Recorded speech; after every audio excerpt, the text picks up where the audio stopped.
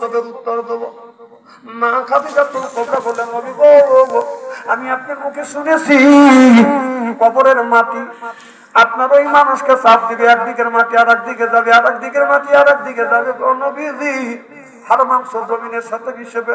ও নবীজি, যেমন আমল নাই তেমন দান খয়রাত করতে পারি না। মাটি যদি চাপ দেয় আমি বুড়া মানুষ সহ্য করতে পারবো না গো নবী গো, আমি যদি মারা যাই আমার কবরের মধ্যে আপনি একটু বড় করে দিবেন।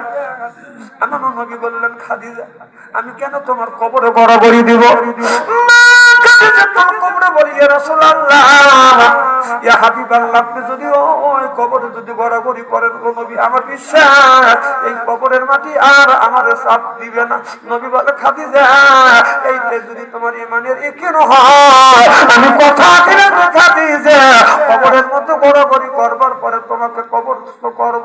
সুবহানাল্লাহ, সুবহানাল্লাহ। খাদিজাতুল কুবরা বলে, নবী গো, আরেকটা আবদার কি আপনি পুরো করিবেন? সুবহানাল্লাহ, সুবহানাল্লাহ।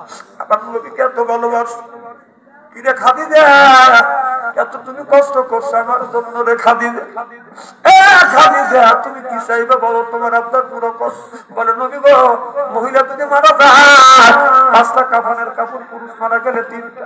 ও নবীজি, 4টা কাফনের কাপড় দিবেন, আর একটা জামা আপনার এই জুব্বাটা আমার গায়ে পরা দিবেন গো নবীজি।